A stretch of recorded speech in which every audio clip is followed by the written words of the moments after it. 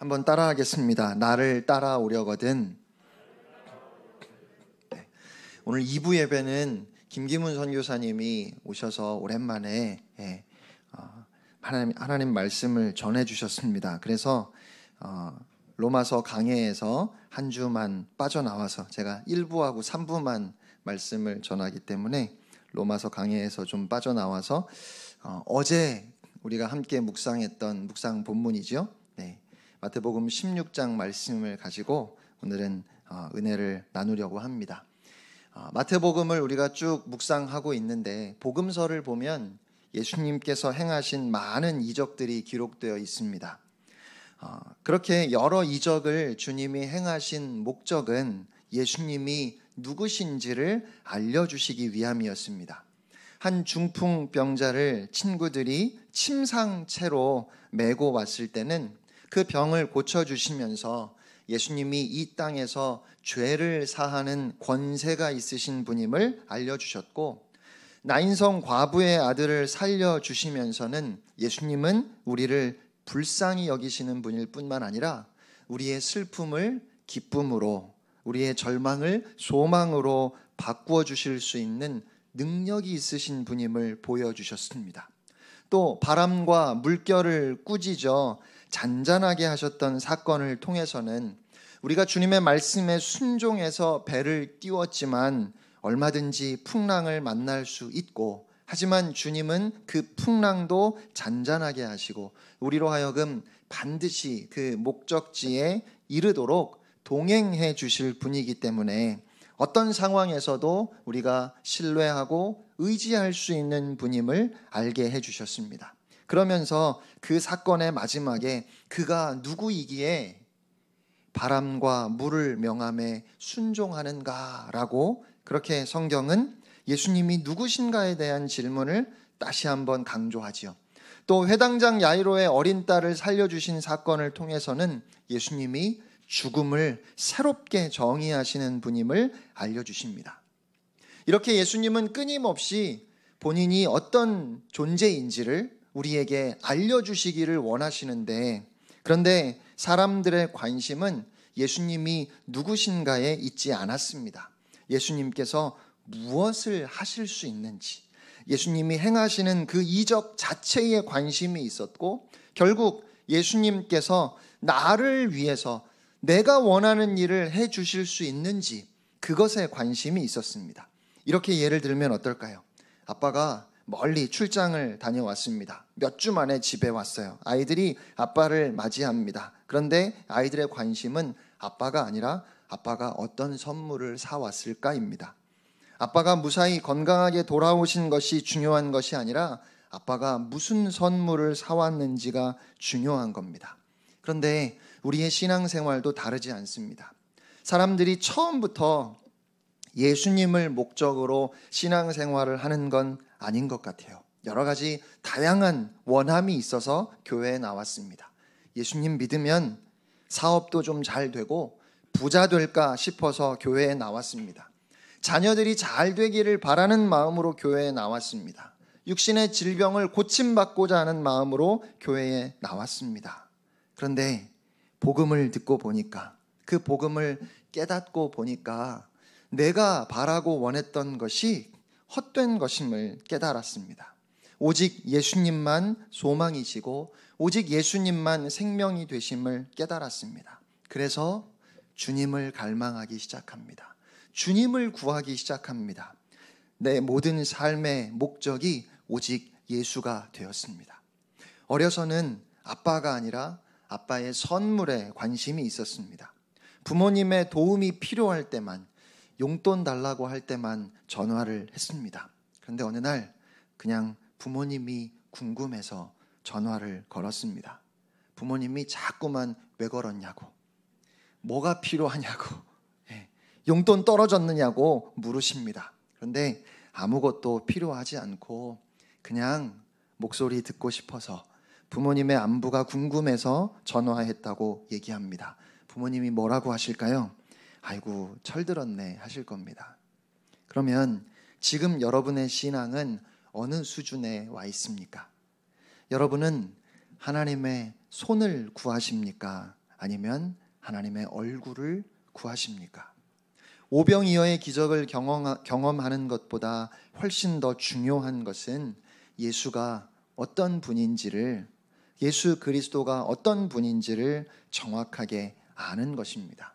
우리는 기적과 같은 일을 경험하기를 원하지만 우리의 인생이 바뀌고 우리의 인생이 새로워지는 것은 그 기적과 같은 이 일 때문이 아니라 예수님이 누구신지를 우리가 분명하게 알 때, 그때 우리의 삶이 달라집니다. 빌립보 가이사랴 지방에서 예수님께서 제자들에게 물으셨습니다. 사람들이 나를 누구라고 하느냐? 제자들이 대답했습니다. 세례 요한이라고도 하고 엘리야라고도 하고 선지자 중에 한 사람이 되살아났다고 하기도 합니다. 이것이 당시의 사람들이 예수님에 대해서 가지고 있었던 생각인가 봅니다. 구약 성경이 끝나고 400년 만에 신약을 열었던 선지자가 바로 세례 요한이지요. 그의 메시지는 사람들에게 굉장한 충격을 주었습니다. 사람들이 요한의 메시지를 듣고 죄를 회개하며 요단강에서 세례를 받기 위해 모여들었습니다. 예수님은 그런 요한에 비할 정도의 인물이라는 말입니다. 엘리야는 온 나라가 다 우상을 숭배할 때 갈멜산에서 바알 선지자 450명에 홀로 대적하여 하나님이 하나님 되심을 입증했던 사람입니다. 죽은 사람도 살려냈었지요. 사람들은 예수님께서 행하시는 일이 마치 엘리야가 행했던 이적과 같다 생각했나 봅니다. 옛 선지자 중에 한 사람이라고 한 것은 선지자들이 하나님의 말씀을 전했던 것처럼 예수님께서 권세 있게 말씀을 선포하셨기 때문에 그렇게 말했을 것 같습니다. 그러자 예수님께서 다시 제자들에게 물으십니다. 그러면 너희는 나를 누구라 하느냐? 여러분은 이 질문에 어떻게 대답하시겠습니까? 우리의 인생에 있어서 가장 중요한 질문이라고 할 수 있는 것이 바로 이 질문일 겁니다. 너희는 나를 누구라고 하느냐? 제자들이 이 질문에 당황했을지도 모르겠습니다. 사실 당시의 사람들이 예수님에 대해서 가장 많이 말했던 표현은 세례 요한이나 엘리야나 선지자 중에 한 사람이 아니었습니다. 먹는 것을 밝히고 포도주를 좋아하는 사람, 세리와 죄인들의 친구, 이런 표현이 오히려 사람들이 더 많이 말했던 표현인지도 모르겠어요. 그러니까 나름대로 제자들은 예수님에 대한 여러 이야기들 가운데 가장 좋은 걸 골라서 예수님의 질문에 답변을 했던 것 같아요. 그런데 우리 예수님 눈치도 없으시지요? 무슨 말을 듣고 싶으신 건지 제자들에게 다시 물으십니다. 제자들이 도대체 예수님이 원하시는 답이 무엇인지 잘 몰라서 서로 눈치를 보지 않았을까 싶습니다. 그때 베드로가 주는 그리스도시요 살아계신 하나님의 아들이십니다. 주는 그리스도시요 살아계신 하나님의 아들이십니다 라고 고백을 해요. 예수님은 이것을 너에게 알게 하신 분은 하나님이시구나, 그렇게 말씀하시죠. 그리스도라는 말은 메시아라는 의미입니다. 그러니까 예수님은 성경을 통해서 수많은 예언자들을 통해서 그렇게 미리 하나님께서 계시하셨던 인류를 구원할 메시아, 바로 그분이라는 겁니다. 그리스도라는 말의 의미는 기름 부음을 받은 사람이라는 뜻입니다. 구약시대 때 기름을 부어서 세웠던 직분이 세 가지 있습니다. 제사장, 선지자, 그리고 왕입니다. 예수님이 그리스도시라는 말은 예수님께서 이 땅에 오신 목적이 바로 그 세 가지 직분을 감당하기 위함이라는 의미예요. 제사장은 죄를 범한 인간과 하나님 사이에서 인간의 편에서 연결고리의 역할을 하는 사람입니다. 짐승의 피나 혹은 곡식을 통해서 백성들을 대신해서 하나님 앞에 나아갑니다. 그런데 영원한 대제사장인 예수님은 자신의 피를 통해 제사를 드리셨습니다. 제물인 짐승이 유한한 존재이기에 제사장을 통해서 드리는 제사도 역시 유한할 수밖에 없었습니다. 하지만 예수님은 영원하신 분이기에 그 단번에 피 흘림의 제사를 통해 우리는 영원히 용서받게 되었습니다. 선지자는 하나님과 죄를 범한 인간 사이에서 하나님 편에서의 연결고리 역할을 하는 사람입니다. 그 도구가 말씀이지요. 예수님께서 이 땅에서 하나님 나라의 진리를 선포하셨습니다. 예수님은 학자로 활동을 하신 것도 아니고 단 한 권의 책도 쓰지 않으셨습니다. 그러나 주님이 가르치신 말씀이 지난 2000년 인류의 역사를 바꾸었고 수많은 사람들의 인생을 바꾸고 영원한 생명을 얻게 했습니다. 그것은 그분의 말씀이 진리였기 때문입니다. 왕은 다스리는 자입니다. 주님은 유대의 독립을 성취하거나 로마 황제의 자리에 오르셔서 제국을 통치하기 위해 오시지 않으셨습니다. 예수님은 그분의 피로 우리를 영원히 살리시고 영원히 다스리시기 위해 오셨습니다. 이 모든 것을 다 총망라하는 말이 바로 그리스도라는 말입니다. 예수님은 그렇게 베드로의 고백을 들으시고 아직 그 사실을 아무에게도 말하지 말라고 하시면서 그때로부터 예수님이 예루살렘에 올라가셔서 제사장들과 바리새인들과 서기관들에게 많은 고난을 받고 죽임을 당하고 제3일에 살아나야 할 것을 제자들에게 비로소 말씀하셨습니다. 예수님은 고난과 죽음과 부활을 말씀하셨습니다. 다시 말씀드리지만 우리는 신앙생활을 하면서 이런 것들보다는 예수님께서 행하셨던 이적에 더 많이 관심을 갖습니다. 광풍이 휘몰아치는 갈릴리 호수를 잔잔하게 하셨던 것, 군대 귀신이 들려 옷도 입지 않고 무덤 사이에 기거했던 사는 것이 사는 것 같지 않았던 사람을 온전하게 회복시켜 주신 것, 12년 동안이나 혈루증을 앓아서 모든 것을 다 탕진하고 써보지 않은 방법이 없고 그래서 결국은 실망하고 좌절할 수밖에 없던 여인을 회복시켜 주시는 것, 회당장 야이로의 12살 된 딸을 다시 살려주시는 것에 관심이 많습니다. 더욱이 떡 5개와 물고기 2마리로 남자만 5,000명을 배불리 먹이시는 것과 같은 그런 경험을 우리의 신앙의 근간으로 삼는 경우가 많습니다. 하지만 그런 것들은 우리 신앙의 핵심이 결코 아닙니다. 여러분, 그런 건 다른 종교나 이단에서도 심지어 미신을 신봉하는 사람들 사이에서도 경험될 수 있습니다.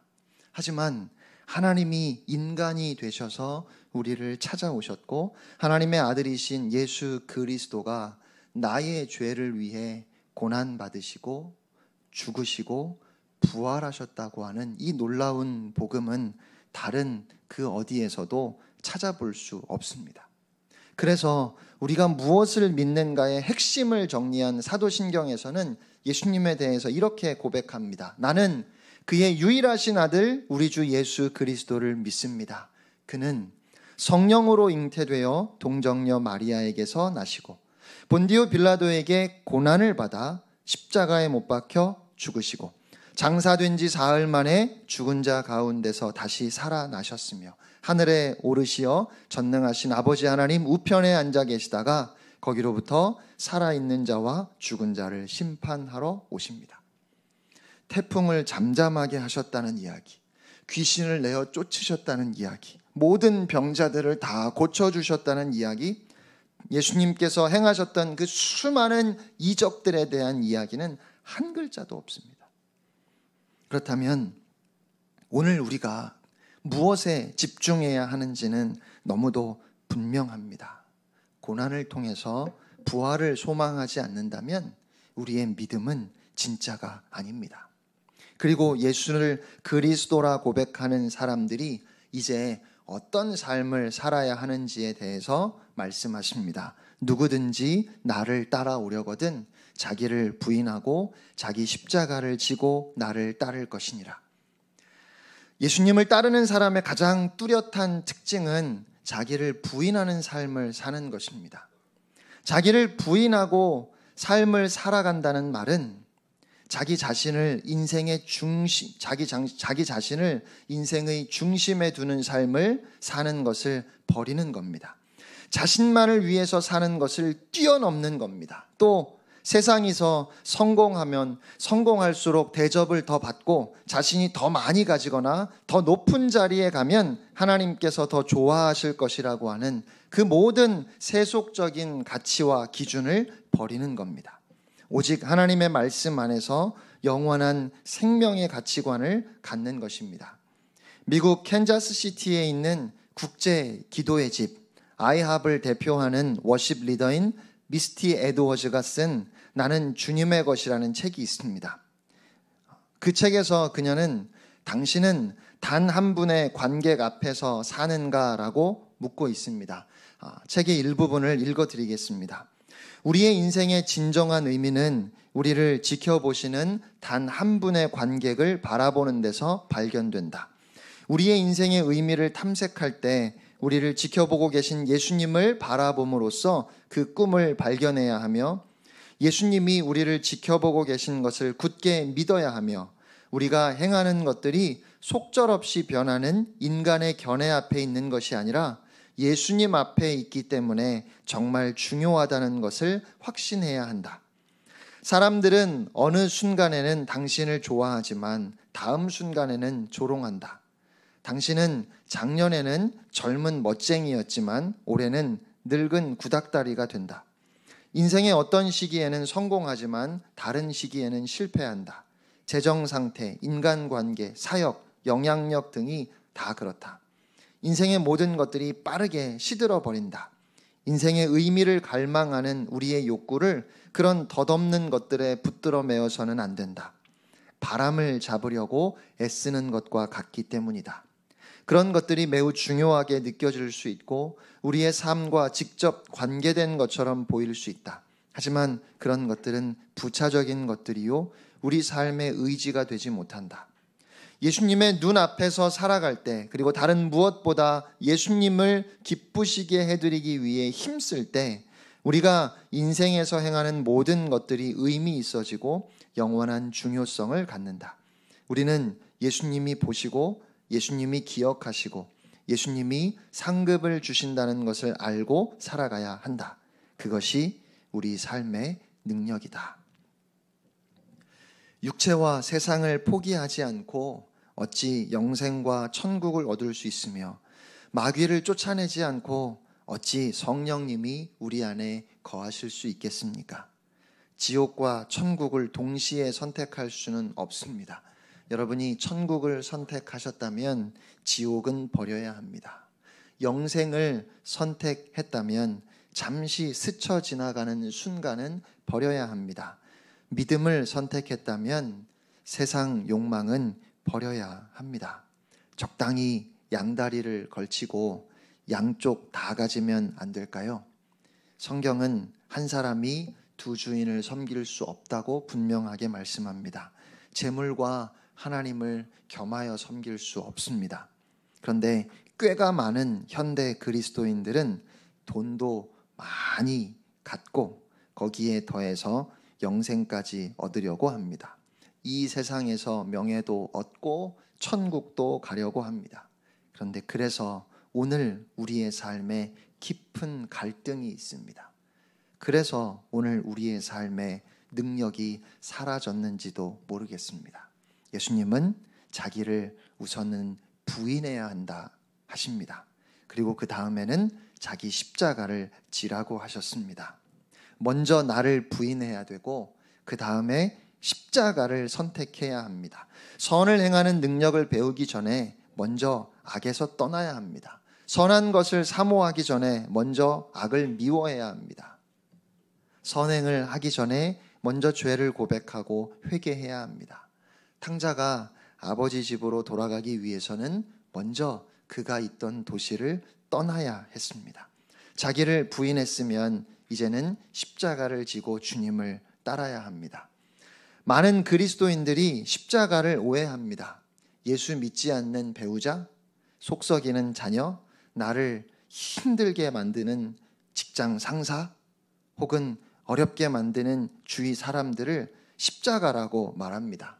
하지만 그건 십자가가 아닙니다. 그들은 내가 품어야 할 사랑의 대상일 뿐입니다. 여러분, 십자가는 사형 도구입니다. 그러니까 십자가를 지라는 말은 우리를 거기에 매달아야 한다는 의미입니다. 세속적인 가치관, 병든 이기심, 주님을 이용해서 성공하려고 하는 자기의 야망, 하나님 없이 내 마음대로, 내 뜻대로 살고 싶은 욕망, 이러한 것들이 우리를 사로잡지 못하도록 못을 박는 것이 곧 자기 십자가를 지는 일입니다. 그런데 주님께서는 자기 십자가를 날마다 지라고 하셨습니다. 아마 이곳에 계신 여러분들 모두가 적어도 한두 번쯤 내가 십자가를 지고 주님을 따를 거야 라고 결심해보지 않은 사람이 어디 있을까요? 그러나 자기 십자가를 지는 것이 힘든 것은 한두 번의 결심으로 끝나는 일이 아니라 날마다 순간마다 져야 하는 일이기 때문입니다. 하루라도, 한순간이라도 우리가 자기를 부인하고 자기 십자가를 지지 않으면 우리는 주님의 뜻이나 주님의 말씀의 인도하심과는 전혀 다르게 살아가는 존재이기 때문에 우리는 오늘도 십자가를 져야 합니다. 그래서 사도 바울은 나는 날마다 죽는다고 했습니다. 이제 처음 신앙생활을 시작하는 마음으로 다시 시작할 수 있으면 좋겠습니다. 우리 각자에게는 하나님께서 주신 삶의 현장이 있습니다. 그곳에서 우리가 자기를 부인하고 내가 짊어져야 할 십자가를 진다면 이 시대가 아무리 어려워도 우리를 통해 하나님께서 우리가 있는 그 자리에서부터 어둠을 걷어내실 겁니다. 또 우리가 자기를 부인하고 자기 십자가를 지는 삶을 산다면 세속적인 가치관에 빠져서 절망을 향해 가는 많은 사람들이 우리를 통해서 예수 그리스도를 보게 되고 구원을 얻게 될 것입니다.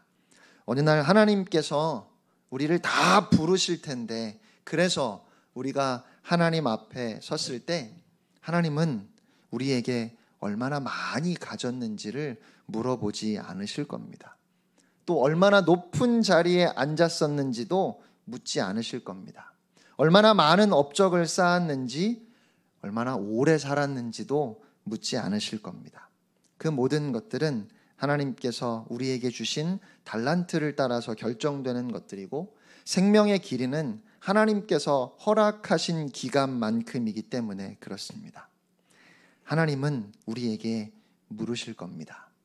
너의 삶의 자리에서 얼마나 너를 부인하고 또 얼마나 너의 십자가를 졌느냐.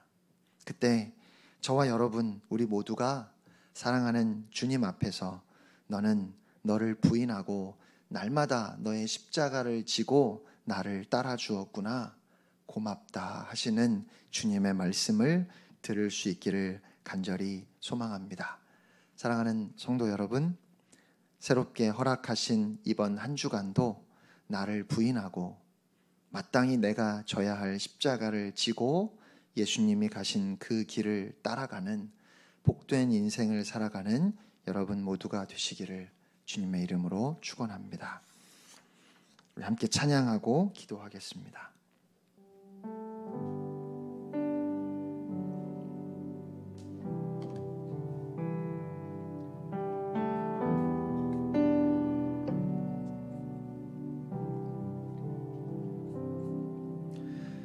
우리 주는 위대하며 능력이 많으시도다. 그의 지혜 무궁하며 인자는 영원하도다. 상한 자들 고치시며 상처를 싸매시도다. 별들의 수를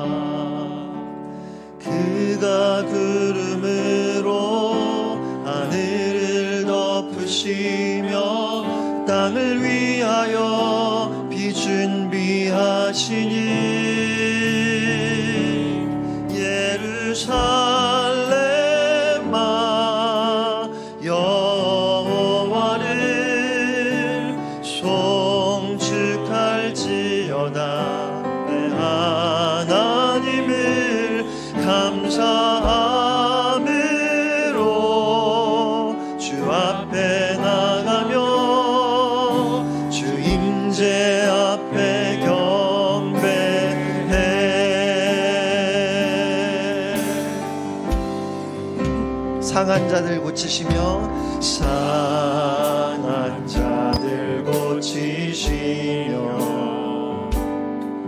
상처를 싸매시도다 별들의 수를 세시며 이름을 붙이셨도다 그가 구름으로 하늘을 덮으시며 땅을 위하여 준비하시니 그가 구름으로 하늘을 덮으시며 땅을 위하여 준비하시니 그가 구름으로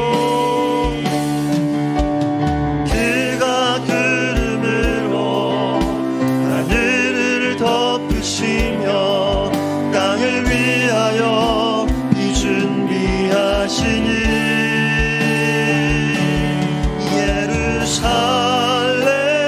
예루살렘아 여호와를 찬송할지어다 내 하나님을 감사함으로 그 앞에 나가며 주인제 앞에 경배 예루살렘아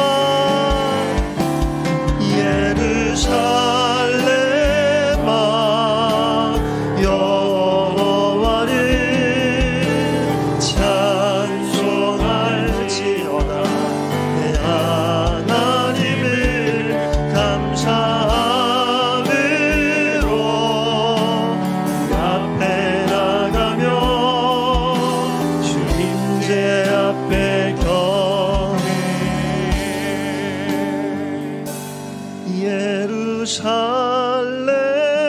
예루살렘아 여호와를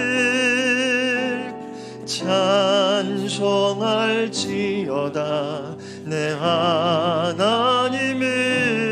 감사하